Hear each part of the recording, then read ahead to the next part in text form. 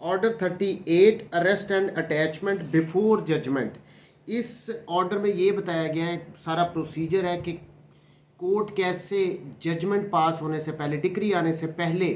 During the trial defendant को arrest करवा सकती है या उसको उसकी प्रॉपर्टी को अटैच करने के ऑर्डर कर सकती है। इससे जो कनेक्टेड सेक्शन है वो सेक्शन 94 है, उसकी क्लॉज ए और बी। अच्छा, अब इस ऑर्डर को भी फर्दर दो पार्ट्स में डिवाइड किया गया है। एक पहला रूल 1 to 4 है अरेस्ट से रिलेटेड, और नेक्स्ट जो रूल्स हैं वो रिलेटेड हैं अटैचमेंट से। अच्छा, अब सेक्शन 94 की, अब ये पहला पार्ट चूँकि इस ऑर्डर में वो अरेस्ट का है, तो सेक्शन 94 की अगर क्लॉज ए को हम पहले देख लें, उसमें कहा गया था issue a warrant to arrest the defendant, कि डिफेंडेंट को अरेस्ट करने का वारंट इशू किया जा सकता है, and bring him before the court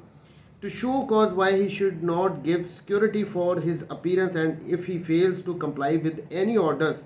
for security commit him to civil prison। तो यहाँ पे बता दिया गया था कि कोर्ट के पास ये पावर है कि वो ड्यूरिंग द ट्रायल अगर उसको लगता है तो वो अरेस्ट वारंट इशू कर सकती है डिफेंडेंट के, कि उसको फिर अपने सामने बुलवा सकती है, उससे सिक्योरिटी मांग सकती है, और अगर वो सिक्योरिटी की वायलेशन करेगा तो उसको सिविल प्रिजन में भी भेज सकती है। अब इससे रिलेटेड रूल 1 to 4 है इस ऑर्डर 38 के। इसका रूल 1 कहता है where defendant may be called upon to furnish security for appearance where at any stage of the suit, किसी, ये जो दावा चल रहा है उसकी किसी भी स्टेज पे, other than a suit of nature refer to in section 16 clause A to D. अब सेक्शन 16 अगर हम सीपीसी का पढ़ें तो वो टेरिटोरियल जुरिस्डिक्शन से रिलेटेड है, इमूवेबल प्रॉपर्टी के रिगार्डिंग। ये कह रहे हैं सेक्शन 16 में जो ए टू डी क्लॉज हैं उनके अलावा अगर और किसी किस्म का सूट है तो उसकी प्रोसीडिंग्स के दौरान किसी भी स्टेज पर द कोर्ट इज सेटिस्फाइड, अगर कोर्ट सेटिस्फाई है बाय एफिडेविट और अदरवाइज, या तो अब फॉर इंस्टेंस अगर प्लेंटिफ ने एप्लीकेशन फाइल कर दी है कि जी अरेस्ट करो इसको, साथ एफिडेविट भी लगाया या दूसरे किसी तरीके से कोर्ट को इन्फॉर्म किया गया, बहरहाल कोर्ट अगर सेटिस्फाई हो जाती है तो कोर्ट क्या कर सकती है, a that the defendant with the intent to delay the plaintiff or to avoid any process of the court, कि अगर कोर्ट सेटिस्फाई हो रही है कि डिफेंडेंट वो उसकी इंटेंशन ये है कि उसने मैटर को डिले करना है, और टू अवॉइड, या कोर्ट के किसी प्रोसेस को उसने अवॉइड करना है, और टू obstruct और delay the execution of any decree, या कोर्ट को ये, कोर्ट इस बात पे सेटिस्फाई है कि ये डिफेंडेंट ये ऑब्स्ट्रक्ट करेगा या डिले कॉज करेगा एग्जीक्यूशन के प्रोसेस में, that may be passed against him, जो उसके अगेंस्ट पास की जाएगी। कोर्ट इन सारी बातों पे अगर सेटिस्फाई होगी क्या कि डिफेंडेंट की इंटेंशन क्या है, डिले करना है उसने मैटर को, कोर्ट के प्रोसेस को अवॉइड करना है, ऑब्स्ट्रक्ट करना है, एग्जीक्यूशन अगर डिक्री उसके अगेंस्ट पास होगी तो वो एग्जीक्यूशन को डिले करेगा, पहली बात। May be past against him, has absconded, अगर कोर्ट को लगता है हैज़ एब्सकॉन्डेड और left the local limits of the jurisdiction of the court, या तो वो एब्सकॉन्ड कर गया या फिर उसने कोर्ट की लोकल लिमिट से वो बाहर चला गया, to is about to abscond, या वो एब्सकॉन्ड करने वाला है, और leave the local limits of jurisdiction, या वो कोर्ट की लोकल लिमिट्स को छोड़ने वाला है। पहले में था 1 में कि कोर्ट सेटिस्फाई होगी, इन सब वजूहात की वजह से वो एब्सकॉन्ड कर गया, कोर्ट की लोकल लिमिट से बाहर चला गया। सेकंड में ये कह रहे हैं कि को अभी वो एब्सकॉन्ड करने वाला है या कोर्ट की लिमिट से बाहर जाने वाला है। 3 हैज़ डिस्पोज्ड ऑफ और remove from the local limits of the jurisdiction of the court his property और एनी पार्ट देयर ऑफ, या तीसरी बात वो ये कह रहे हैं कि उसने अपनी प्रॉपर्टी को डिस्पोज ऑफ कर दिया, किसी और को ट्रांसफ़र कर दिया, सेल कर दिया है, या अपनी किसी प्रॉपर्टी को कोर्ट की लोकल लिमिट से बाहर वो ले जा रहा है। इन सारी सूरतों में secondly B that the defendant is about, या फिर अब बी में कह रहे हैं that the defendant is about to leave Pakistan under circumstances affording reasonable probability that the plaintiff will or may thereby be obstructed or delayed in the execution of any decree that may be passed against the defendant in the suit, या फिर court इस बात पे satisfy हो जाए कि जो defendant है वो पाकिस्तान को छोड़ के जा रहा है, जिसकी वजह से क्या होगा कि अगर उसके अगेंस्ट कोई डिक्री पास होगी तो उसकी एग्जीक्यूशन में डिले आ जाएगा, ऑब्स्ट्रक्शन आ जाएगी, वो उसकी एग्जीक्यूशन हो नहीं सकेगी। इन सारी सूरतों में ए और बी वाली द कोर्ट में इशू है वारंट टू अरेस्ट, तो यहाँ पे कोर्ट के पास क्या ऑप्शन रहेगी, वो डिफेंडेंट के obviously warrant of arrest issue करेगी and bring him before the court to show cause why he should not furnish security for his appearance. अब देखिए यहाँ पे इस ऑर्डर में बेसिकली ये कह रहे हैं कि बिफोर जजमेंट कोर्ट अरेस्ट करने का वारंट इशू कर सकती है कि मेरे सामने आए और मुझे बताए, उससे सिक्योरिटी कोर्ट ले कि वो हर डेट पे अपीयर होगा। अब ये सारी सिचुएशंस हैं, इनसे क्या होगा अगर कोर्ट को ये सेटिस्फाई हो गई है कि वो मैटर को डिले करेगा, वो कोर्ट की लोकल लिमिट से बाहर जा रहा है, एब्सकॉन्ड कर गया या एब्सकॉन्ड करने वाला है या पाकिस्तान से बाहर जाने वाला है, या उसकी इंटेंशन इस किस्म की है कि वो डिक्री जब उसके अगेंस्ट पास होगी तो वो उस मैटर को डिले करेगा, ऑब्स्ट्रक्ट करेगा एग्जीक्यूशन को। तो इन सारी सिचुएशन में ट्रायल कोर्ट अगर उसको प्लेंटिफ अप्लाई कर रहा है, एप्लीकेशन दे रहा है, एफिडेविट के थ्रू वो ये सारे सर्कमस्टांसेस को मेंशन कर रहा है, तो कोर्ट ने, अब कोर्ट का मकसद तो ये होता है ना कि इंसाफ मिले वहाँ पे, तो बेटर ये है कि ये सारे काम अगर हो रहे हैं तो भाई उसको अरेस्ट करो, उसको हमारे सामने लेके आओ, उससे हम सिक्योरिटी ले लेते हैं कि वो हर डेट पे अपीयर होगा। अदरवाइज़ तो फिर वो बाहर चला गया, एब्सकॉन्ड कर गया, मुल्क से ही बाहर चला गया, तो फिर तो वो सूट कभी भी उसमें फ़ाइनल फैसला ही नहीं हो सकता। तो इस वजह से कोर्ट उसके अरेस्ट वारंट का इशू करेगी कि मेरे सामने लेके आओ और उसे सिक्योरिटी वगैरह लेगी। Provided that the defendant shall not be arrested if he pays to the officer interested with the execution of the warrant any sum specified in the warrant as sufficient to satisfy the plaintiff's claim। अब यहाँ पे proviso में ये कह रहे हैं कि अगर अरेस्ट वारंट उसके इशू हो गया, जो ऑफिसर गया है ना उसको अरेस्ट करने, उसको अगर वो डिफेंडेंट जो समन में सम मेंशन किया गया कि उससे ये पैसे अगर वो दे देता है, ये अमाउंट वो पे कर देता है जो कि प्लेंटिफ का क्लेम है, तो फिर उसको अरेस्ट नहीं किया जाएगा। And such sum shall be held in the deposit by the court, court के डिपॉजिट में उसको रखा जाएगा until the suit is disposed of और until the further order of the court. तो जब तक सूट डिसाइड नहीं हो जाता तब तक, या जब तक कोर्ट का कोई फर्दर ऑर्डर नहीं आता, वो जो अमाउंट वो उस ऑफिसर को पे कर रहा है वो कोर्ट में ही डिपॉजिट रहेगी। ऐसा नहीं होगा कि वो प्लेंटिफ को मिल जाएगा। देखिए ऑब्जेक्ट समझें, ऑब्जेक्ट ये है कि वो भाग ना जाए, ऑब्जेक्ट ये है कि वो ट्रायल को डिले ना करे, ऑब्जेक्ट ये है कि वो एग्जीक्यूशन अगर डिक्री उसके अगेंस्ट आती है डिफेंडेंट के तो वो उसको डिले ना करे, उसको ऑब्स्ट्रक्ट ना करे। ये और कोर्ट अगर सेटिस्फाई हो गया कि ये तो ये अब्सकॉन्ड कर गया या करने वाला या मुल्क से बाहर जाने वाला है, तो कोर्ट उसके वारंट ऑफ अरेस्ट इशू कर रही है कि जी इसको पकड़ के लाओ। फिर कोर्ट उसको शो कॉज नोटिस देती है कि बताओ आपसे सिक्योरिटी क्यों ना ले, अगर वो आगे के प्रोसीजर आ जाएंगे। हाँ, यहाँ पे प्रोवाइजो में फर्दर वो ये कह रहे हैं कि अगर तो उसने जो ऑफिसर अरेस्ट करने जा रहा है उसी को जो अमाउंट उस समन में लिखी हुई थी, जो उस प्लेंटिफ का क्लेम था, वो उसने वहीं पे कर दी, तो फिर उसको अरेस्ट करने की ज़रूरत नहीं है और वो वो अमाउंट कोर्ट में ही डिपॉजिट रहेगी जब तक फाइनल फैसला नहीं हो जाता, इस सूट का डिक्री नहीं आ जाती या कोर्ट का कोई फर्दर ऑर्डर नहीं आ जाता। टू सिक्योरिटी सब rule 1 where the defendant fails to show such cause, the court shall order him either to deposit in court money or other property sufficient to answer claim against him। यहाँ पे ये कह रहे हैं, देखिए rule 1 में हमने पढ़ा कि अगर कोर्ट सेटिस्फाई होता है कि इसने अब्सकॉन्ड कर जाना है, इसने भाग जाना है या मुल्क से बाहर चले जाना है, तो कोर्ट उसके वारंट ऑफ अरेस्ट इशू कर सकती है कि इसको अरेस्ट करके हमारे सामने लेके आओ। फिर उससे शो कॉज कोर्ट वजह पूछेगी कि बताओ हम आपसे सिक्योरिटी क्यों ना लें। यहाँ पे सब रूल 2 में कह रहे हैं कि जब उसको कोर्ट के सामने लाया गया और उसको पूछा गया कि भी बताओ शो कॉज, वजह बताओ हम आपसे सिक्योरिटी क्यों ना लें, अगर वो फेल हो गया कोर्ट को सेटिस्फाई करने में, तो कोर्ट के पास यहाँ पे 2 ऑप्शन आ जाएंगी। पहली कोर्ट ये आ जाएगी कि कोर्ट ये कह सकता है कि भाई आप एक सर्टन अमाउंट या कोई आपकी दूसरी प्रॉपर्टी है जिसके रिगार्डिंग क्लेम है, जितना प्लेंटिफ का क्लेम है वो कोर्ट में डिपॉजिट करवा दो, पहली बात होगी ये। और number 2, to furnish security for his appearance at any time when called upon while the suit is pending and until satisfaction of any decree that may be passed against him in the suit. दूसरी बात ये हो सकती है कि court उसको कह सकती है कि या आप हमें सिक्योरिटी जमा करवा दो कि जब तक सूट डिसाइड नहीं हो जाता या जब तक डिक्री जो आपके अगेंस्ट अगर आएगी वो सेटिस्फाई नहीं हो जाती, तब तक जब भी आपको बुलाया जाएगा आपकी अपीयरेंस के लिए आप सिक्योरिटी जमा करवा दो। देखिए, जब कोर्ट के पास सामने उसको लाया गया अरेस्ट करके या अदरवाइज उसने वहाँ पे जब अरेस्ट करने गया था ऑफिसर, जो भी वारंट की अमाउंट थी उसने पे कर दी, लेकिन वो अपीयर हो गया बाद में कोर्ट के सामने।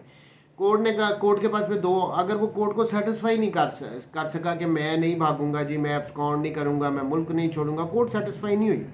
तो कोर्ट यहाँ पे उसको कहेगी दो बातें, या तो आप एक सर्टन अमाउंट हमें पे कर दो जो कि क्लेम है, या कोई आपकी दूसरी प्रॉपर्टी है जिससे प्लेंटिफ का क्लेम सेटिस्फाई होता हो, आप हमें वो डिपॉजिट करवा दो, पहली बात। या दूसरी बात कोर्ट उसको कहेगी कि आप सिक्योरिटी हमें जमा करवा दो अपनी अपीयरेंस के लिए, कि जब तक ये सूट डिसाइड नहीं हो जाता या जब तक डिक्री सेटिस्फाई नहीं हो जाती, तब तक जब भी हम आपको बुलाएंगे आप अपीयर होंगे। Third one, or make such order as it thinks fit in regard to the sum which may have been paid by the defendant under the proviso to the last preceding rule। या फिर वो जो जब उसको हमने proviso पढ़ी थी rule 1 की, उसमें जब ऑफिसर उसको अरेस्ट करने जा रहा है और वारंट पे अगर कोई अमाउंट लिखी हुई है और वो पे कर देता तो कहा गया था कि उसको अरेस्ट नहीं किया जाएगा। यहाँ पे कह रहे हैं कि वो जो अमाउंट उसने पे की है ऑलरेडी कर चुका है ऑफिसर को और वो भी कोर्ट में जमा हो चुकी है, तो उसके रिगार्डिंग भी कोर्ट जिस किस्म का ऑर्डर पास करना चाहे और कोर्ट पास कर सकती है। Sub rule 2, every surety for the appearance of the defendant shall bind himself in default of such appearance to pay any sum of money which the defendant may be ordered to pay in the suit। यहाँ पे कह रहे हैं कि ठीक है, उससे security मांगी थी और जिस भी श्योरिटी ने उसकी डिफेंडेंट की श्योरिटी दी है कि जी ये हर डेट पे अपीयर होगा, तो वो जो श्योरिटी है वो भी बाउंड होगा। अगर डिफेंडेंट अपीयर नहीं होता तो जो अमाउंट डिफेंडेंट ने पे करनी थी वो पे करेगा। श्योरिटी भी बाउंड हो रहा है इसके साथ कि अब एक श्योरिटी होता है ना, जब सिक्योरिटी मांगी जाती है तो एक श्योरिटी आता है, एक मांग सकती है कोर्ट, दो मांग सकती है, वट एवर। तो यहाँ पे कह रहे हैं जो श्योरिटी है ना, जिसने कोर्ट को आके श्योरिटी दी है कि जी ये अपीयर होगा, अगर वो नहीं हो रहा डिफेंडेंट अपीयर, तो वो श्योरिटी भी बाउंड है, जो अमाउंट डिफेंडेंट से लेनी थी ना वो फिर उससे भी लेंगे। देखें, एवरी श्योरिटी, जो भी श्योरिटी है for the appearance of the defendant shall bind himself, वो खुद बाउंड हो जाएगा in default of such appearance, अगर वो डिफॉल्ट कर गया है defendant, to pay any sum of money which the defendant may be order to pay in the suit. जो डिफेंडेंट ने अमाउंट पे करनी थी वो श्योरिटी को भी पढ़ सकती है। Rule 3, procedure on application by the surety to be discharge. अगर एक श्योरिटी था, उसने कहा जी सिक्योरिटी वगैरह उसने पे की कि जी ये हर डेट पे आएगा, मैं श्योरिटी देता हूँ, वो पर्सन अगर एप्लीकेशन देता कि जी मुझे डिस्चार्ज करे, ये प्रोसीजर इसमें बताया गया है। Sub rule 1, a surety for the appearance of the defendant may at any time, किसी भी टाइम पे अप्लाई टू द कोर्ट, वो कोर्ट को अप्लाई कर सकता है, in which he became the such surety to be discharge from his obligation. तो वो अगर फॉर इंस्टेंस मैंने किसी पर्सन डिफेंडेंट की श्योरिटी दी है कि जी ये हर डेट पे अपीयर होगा, अगर मुझे लगता है कि इसने भाग भूग जाना है और मैं फंस जाऊंगा या वट एवर रीज़न, मैं कोर्ट में जाके किसी भी टाइम एप्लीकेशन दे सकता हूँ कि जी मुझे डिस्चार्ज करो, मैं इसका मज़ीद श्योरिटी नहीं बनना चाहता हूँ। आप तो यहाँ पे कोर्ट क्या करेगी, फिर उसको बुलाएगी डिफेंडेंट, उसको कहेगी कि आप फ्रेश सिक्योरिटी वगैरह दो। On sub rule 2, on such application being made the court shall summon defendant to appear और if it thinks fit may issue warrant for his arrest in first instance. तो यहाँ पे जब एप्लीकेशन आ गई तो court क्या करेगी, जिसका वो श्योरिटी था जिस डिफेंडेंट का, उसको या तो समन इशू करेगी कि आ जाओ जी, या फिर समन की बजाय डायरेक्ट उसके फर्स्ट इंस्टांस पे वारंट ऑफ अरेस्ट दोबारा इशू कर देगी कि भी इसको अरेस्ट करो और मेरे सामने लेके आओ। वट एवर जो भी कोर्ट सोचती है समझती है वो करेगी, या समन इशू या warrant directly. Sub rule 3, on the appearance of the defendant in pursuance of the summon और वारंट और ऑन हिज वॉलंटरी सरेंडर, या तो उसको समन के थ्रू बुलाया गया है वो आ गया, या उसको अरेस्ट करके लाया गया, या वो खुद से आ गया, सरेंडर कर दिया उसने कोर्ट के सामने, the court shall direct the surety to be discharge. वो जैसे ही आएगा कोर्ट के सामने सरेंडर कर रहा है, उसको गिरफ्तार करके लाए हैं, जिस तरह भी वो कोर्ट के सामने अपीयर हुआ है, तो कोर्ट जो श्योरिटी था उसको डिस्चार्ज कर देगी, भाई आपकी आगे से कोई जिम्मेदारी नहीं है। And shall call upon defendant to find fresh security, और कोर्ट को कहेगा कि कोर्ट उस डिफेंडेंट को कहेगी भाई आप एक फ्रेश सिक्योरिटी हमें ला के दो। Sub rule 4 procedure when defendant fails to furnish security और फाइंड फ्रेश सिक्योरिटी। अब यहाँ पे इसमें रूल में ये कह रहे हैं when the defendant fails to comply with an order under rule 2 और रूल 3। रूल 2 और रूल 3 में उससे जो रूल 2 में उसको कहा था कि आप सिक्योरिटी दो, या रूल 3 में उसको ये कह दिया गया था कि आप कोई फ्रेश सिक्योरिटी वगैरह लेके आओ, वो फेल हो गया इसके regarding. The court may commit him to prison until the decision of the suit. तो यहाँ पे जब वो सिक्योरिटी नहीं दे सक रहा अंडर रूल 2 या अंडर रूल 3, तो कोर्ट क्या कर सकती है, उसको प्रिजन में उसको जेल भेज सकती है जब तक सूट डिसाइड नहीं होता। और where a decree is passed against the defendant until the decree has been satisfied, या फिर उसके अगेंस्ट डिक्री पास हो चुकी है, जब तक डिक्री एग्जीक्यूट नहीं हो जाती, सेटिस्फाई नहीं हो जाती, तब तक वो जेल में ही रहेगा। देखिए रूल 2 में वो सिक्योरिटी नहीं दे सका, रूल 3 में वो फ्रेश सिक्योरिटी नहीं ला सका कोर्ट में, तो कोर्ट क्या करेगी, उसको जेल में डाल देगी जब तक सूट नहीं डिसाइड होता। और अगर डिक्री पास हो चुकी है तो जब तक डिक्री सेटिस्फाई नहीं हो जाती। प्रोवाइजो में फर्दर बता रहे हैं कि कितने कितने अरसे के लिए उसको जेल में रखा जा सकता है मैक्सिमम। अब प्रोवाइजो में कह रहे हैं कि मैक्सिमम 6 महीने के लिए उसको जेल में रखा जा सकता है। या अब ये देखें, provided that no person shall be detained in prison under this rule in any case for a longer period than 6 month, 6 महीने से ज़्यादा अरसे के लिए उसको जेल में नहीं रखा जा सकता। Nor for a longer period than 6 weeks when the amount और value of the subject matter of the suit does not exceed 50 rupees. अगर तो जो सब्जेक्ट मैटर की वैल्यू थी, जो सूट की वैल्यू थी, वो 50 रुपये से ज़्यादा नहीं है ना, तो फिर उसको 6 हफ्ते से ज़्यादा, 6 वीक से ज़्यादा अरसे के लिए जेल में नहीं रखा जा सकता। और मैक्सिमम जो उसका बताया गया दूसरे केसेस में, वो 6 महीने से ज़्यादा उसको जेल में नहीं रखा जा सकता। Provided also that no person shall be detained in prison under this rule after he has complied with such order. Shall be detain in prison under this rule after he has complied with such order. हाँ, अगर वो इसी दौरान अपनी security वगैरह arrange करके court में submit कर देता तो फिर उसको डिटेन नहीं किया जाएगा, उसको रिलीज़ कर दिया जाएगा। Provided also that no person shall be detained in prison under this rule after he has complied with such order. जैसे उसे सिक्योरिटी वगैरह दे दी तो फिर उसको जेल में रखने का कोई मकसद नहीं है। रूल 5 से सेकंड पार्ट इस ऑर्डर का शुरू हो जाता है, जो कि अटैचमेंट बिफोर जजमेंट से रिलेटेड है, कि ड्यूरिंग ट्रायल कोर्ट डिफेंडेंट की प्रॉपर्टी को अटैच करने का भी ऑर्डर दे सकती है। अच्छा, इसका रेलेवेंट पार्ट था सेक्शन 94 का बी। उसमें को ये था कि डायरेक्ट डिफेंडेंट कोर्ट डायरेक्ट कर सकती है डिफेंडेंट को टू फर्निश सिक्योरिटी, कि सिक्योरिटी वो फर्निश करे to produce any property belonging to him, कि अपनी किसी प्रॉपर्टी को प्रोड्यूस करने के लिए वो सिक्योरिटी वगैरह दे, और to place the same before the disposal of the court, या कोर्ट की डिस्पोजल के लिए उसको प्लेस करने के लिए वो सिक्योरिटी जमा करवाए, और order the attachment of any property, या किसी प्रॉपर्टी को अटैच करने का ऑर्डर दे सकती है। देखिए, ऑर्डर 38 को पढ़ते वक्त हमने एक बात जहन में याद रखनी है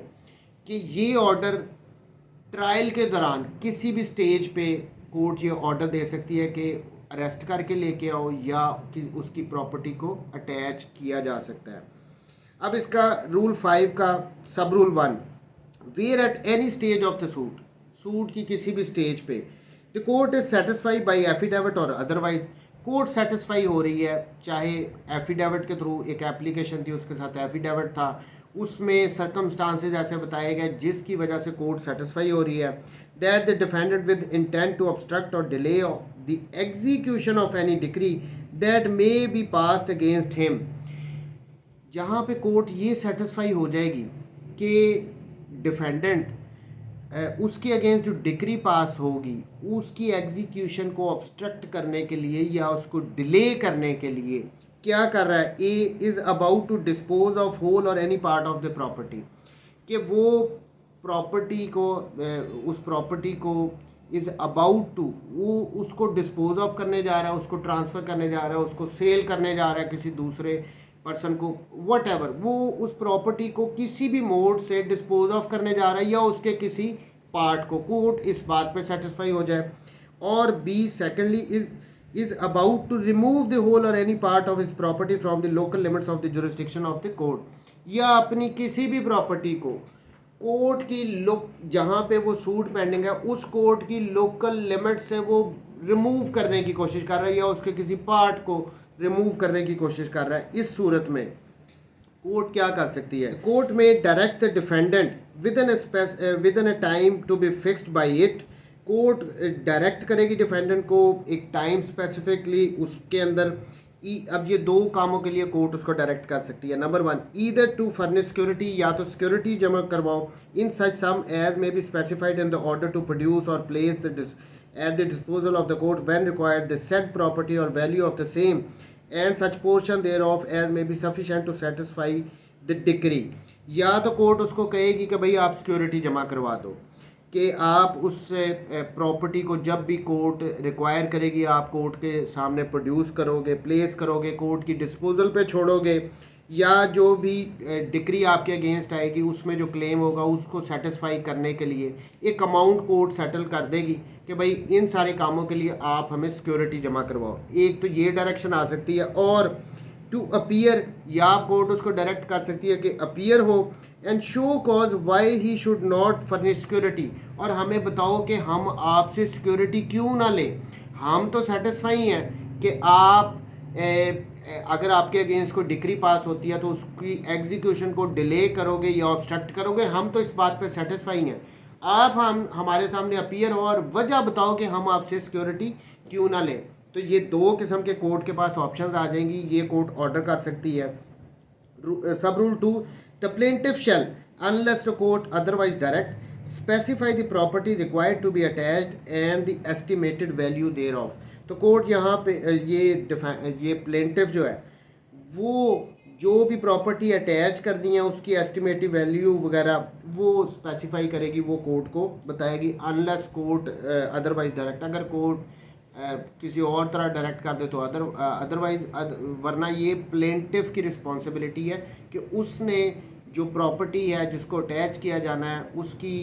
जो भी एस्टिमेटेड वैल्यू है वो बताएगा। Sub rule 3, the court may also in order direct the conditional attachment of the whole or any portion of the property so specified। तो यहाँ पे कोर्ट सब रूल 3 के accordingly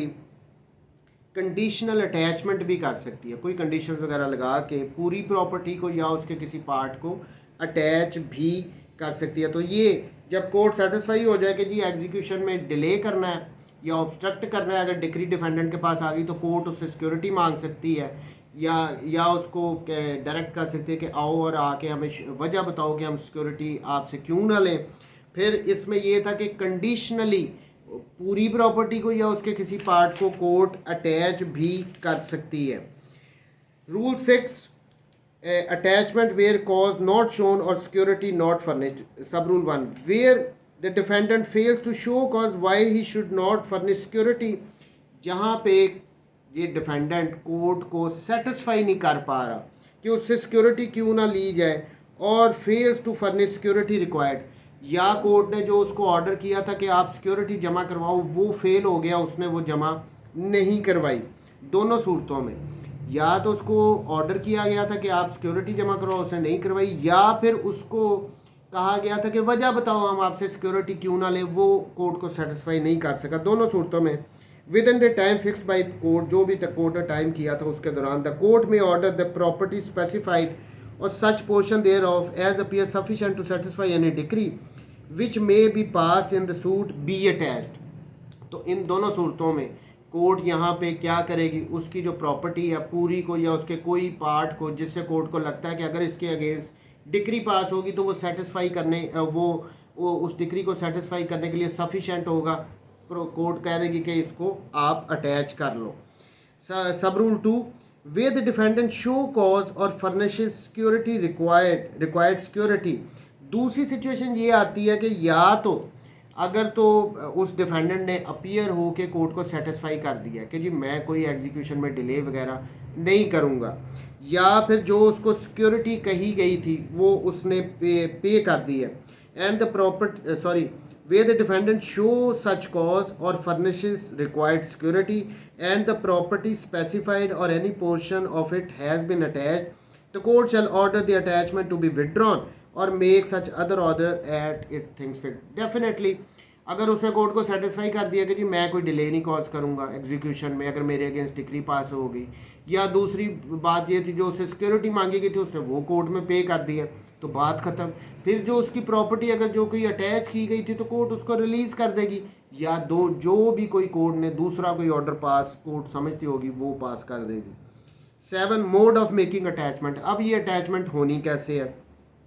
Save as otherwise expressly provided, the attachment shall be made in the manner provided for the attachment of the property in the execution of decree. Order 21 जिस तरह हम पढ़ के आए हैं कि उसमें जो तरीका बताया गया कि प्रॉपर्टी को किस तरह अटैच किया जाएगा, वो कह रहे हैं यहाँ पे भी वही सारा ऑर्डर 21 वाला एग्जीक्यूशन वाला वही प्रोसीजर अडॉप्ट किया जाएगा जब किसी प्रॉपर्टी को under this order during the trial attach किया जाएगा। तो 8 investigation of claim to the property attach before judgment. Where any claim is preferred to the property attached before judgment, such claim shall be investigated in the manner herein before provided for the investigation of the claim to the property attached in the execution of decree for the payment of money. अब यहाँ पे simply कह रहे हैं कि जी अगर जो property attach कर ली गई है, अभी तो जजमेंट ही नहीं आई लेकिन कोर्ट ने अटैच कर लिया, उससे सिक्योरिटी नहीं जमा करवाई या वो कोर्ट को सेटिस्फाई नहीं कर सका, कोर्ट ने उसकी प्रॉपर्टी अटैच कर ली है। अब यहाँ पे उस प्रॉपर्टी से रिगार्डिंग अगर कोई क्लेम आ गया किसी का तो वो कैसे सॉर्ट आउट किया जाएगा, उसको कैसे सेटल किया जाएगा। यहाँ पे कह रहे हैं कि जो पेमेंट ऑफ मनी के regarding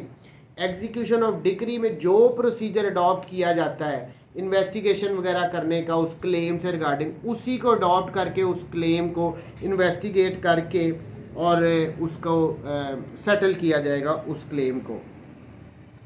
such claim shall be investigated, तो उसको इन्वेस्टिगेट किया जाएगा उसी तरीके से जैसे पेमेंट ऑफ मनी की डिक्री की एग्जीक्यूशन में जो किया जाता था, तरीका अडॉप्ट किया जाता था, वही यहाँ पे किया जाएगा। Rule 9 removal of attachment when security furnished और suit dismissed. Where an order is made for attachment before judgment, the court shall order the attachment to be withdrawn when the defendant furnishes security required together with security for the cost of the attachment or when the suit is dismissed। जब suit dismiss हो गया तो obviously जो property पहले attach की गई थी उसको विड्रॉ ही किया जाएगा, या फिर जब defendant the court shall order the attachment to be withdrawn when defendant ने सिक्योरिटी जो रिक्वायर की थी वो पे कर दी together with the security for the cost of attachment. दो सूरतें बता दी, जब सिक्योरिटी को अटैच जब प्रॉपर्टी को अटैच कर लिया गया और डिफेंडेंट से जो सिक्योरिटी मांगी गई थी अगर उसने वो पे कर दी है, वो सिक्योरिटी सबमिट कर दी है, प्लस जो कॉस्ट थी उस अटैचमेंट की वो भी उसने पे कर दिया, तो ऑब्वियसली कोर्ट उस अटैचमेंट को विड्रॉ कर लेगी। भी सिक्योरिटी आ गई है विड्रॉ, अब उसको अटैच करने का कोई मकसद तो रहा नहीं है। सेकेंडली अगर सूट ही प्लेंटिफ का डिसमिस हो गया तो जो property during the trial attach की गई थी तो वो ऑब्वियसली वो विड्रॉ कर ली जाएगी। Rule 10 attachment before judgment not to affect rights of a stranger nor bars decree holder from applying for sale. देखें अब ये बड़ा इंपॉर्टेंट रूल है, attachment before judgment shall not affect, ये सीधी सी वो बात कह रहे हैं कि अगर कोई प्रॉपर्टी को during trial before judgment attach कर लिया गया वो इफेक्ट नहीं करेगी attachment. shall not affect the rights existing prior to the attachment of persons not party to the suits। कोई ऐसे persons हैं जो कि इस सूट में पार्टी नहीं, उनके जो राइट्स हैं उस प्रॉपर्टी से रिगार्डिंग जिसको ड्यूरिंग ट्रायल अटैच कर लिया गया है, nor bar any person holding a decree against the defendant from applying for cell of the property under attachment in execution of decree. देखिए यहाँ पे दो बातें कर रहे हैं। पहली बात तो वो ये कर रहे हैं कि कोई एक ऐसा पर्सन है जो इस सूट में जिसमें इस प्रॉपर्टी को अटैच किया गया वो पार्टी नहीं था और उसका कोई राइट है, उसके राइट को ये अफेक्ट नहीं करेगी अटैचमेंट। सेकेंडली कोई एक डिक्री होल्डर है, देखें जिस प्रॉपर्टी को अटैच किया गया उसी प्रॉपर्टी के रिगार्डिंग एक पहले कोई डिक्री होल्डर है, वो इस सूट में पार्टी भी नहीं है, तो यहाँ पे वो डिक्री होल्डर अपनी डिक्री की एग्जीक्यूशन में इस अटैच प्रॉपर्टी को सेल करवा सकता है। देखें सूट है ए और बी के दरमियान, बी डिफेंडेंट है, बी की प्रॉपर्टी को अटैच कर लिया गया ड्यूरिंग ट्रायल। अब इसी प्रॉपर्टी से रिगार्डिंग सी ने भी एक डिक्री ली हुई है पहले से, तो यहाँ पे सी ना तो वो पार्टी टू द सूट है, वो चाहे ये जो सी डिक्री होल्डर है ये अपने डिक्री की एग्जीक्यूशन में इस अटैच प्रॉपर्टी को सेल भी करवा सकता है, या कोई थर्ड पर्सन जिसका कोई राइट है वो अफेक्ट नहीं हो रहे इस अटैचमेंट से। Rule 11, property to be attach before judgment not to be reattached in the execution of decree. देखें ये तो ड्यूरिंग ट्रायल अटैच की गई थी प्रॉपर्टी, अगर डिक्री पास होगी तो फिर इसको दोबारा री अटैच नहीं किया जाएगा, ये इसमें बताया गया। where the property is under attachment by virtue of the provisions of this order and a decree is subsequently passed in favor of the plaintiff। पहले इस प्रॉपर्टी को ड्यूरिंग ट्रायल अटैच किया गया, उसके बाद जब फाइनल फैसला आया, जब डिक्री पास हुई तो वो प्लेंटिफ के फेवर में आ गई। It shall not be necessary upon an application for execution of such decree to apply for re attachment of the property. उसको दोबारा री अटैचमेंट करने का क्या ज़रूरत है, वो तो ऑलरेडी अटैच्ड है, डिफेंडेंट के अगेंस्ट फैसला भी आ गया, तो प्लेंटिफ को कोई ज़रूरत नहीं है कि वो एप्लीकेशन नहीं दे कि जिसको अब दोबारा री अटैच करो, वो ऑलरेडी अटैच्ड है। 12, agricultural produce not attachable before judgment, nothing in this order shall be deemed to authorize plaintiff to apply for the attachment of any agricultural produce in the possession of an agriculturist or to empower the court to order the attachment of production of such produce। सीधी सी वो बात कह रहे हैं, दो बातें, एक तो वो कह रहे हैं कि प्लेंटिफ के पास कोई राइट ही नहीं है कि वो एग्रीकल्चर प्रोड्यूस जो वो फसलें वगैरह होती हैं उनको ही अटैच करने के लिए अप्लाई कर दे, अगर वो करता है तो वो ऑब्वियसली उसके पास कोई राइट नहीं है, वो डिसमिस हो जाएगा। सेकेंडली वो कह रहे हैं कोर्ट के पास भी ये पावर नहीं है कोई ये एग्रीकल्चर प्रोड्यूस को ड्यूरिंग ट्रायल अटैच करने का कोई ऑर्डर पास कर सके। 13 rule, small causes court not to attach immovable property. अब ये सीधा straightforward, nothing in this order shall be deemed to empower any court of small causes to make an order for attachment of immovable property. उनके पास तो small causes court के पास तो बिल्कुल भी पावर नहीं है कि वो इस तरह ड्यूरिंग ट्रायल कोई अटैचमेंट का वो ऑर्डर कर सकें। सो ये ऑर्डर 38 बड़ा इंपॉर्टेंट था, इसमें दो ही बातें हैं, अरेस्ट एंड अटैचमेंट। ये हो सकती है ड्यूरिंग ट्रायल, अगर कोर्ट को ये लगता हो कि डिफेंडेंट ने भाग जाना है या वो डिले करेगा, एग्जीक्यूशन को डिले करेगा, ट्रायल को डिले करेगा, तो इस सूरत में कोर्ट उसको कैसे अरेस्ट करके लाओ और हम उससे सिक्योरिटी वगैरह लेते हैं। सेकेंडली अगर कोर्ट को ये लगता है कि डिफेंडेंट ने एग्जीक्यूशन को डिले करना है, ऑब्स्ट्रक्ट करना है, तो कोर्ट उससे सिक्योरिटी भी ले सकती है और उसकी अगर वो सिक्योरिटी वगैरह नहीं दे रहा तो उसकी किसी प्रॉपर्टी को उस प्रॉपर्टी को अटैच भी कर सकती है। तो ये ड्यूरिंग ट्रायल की बातें हैं।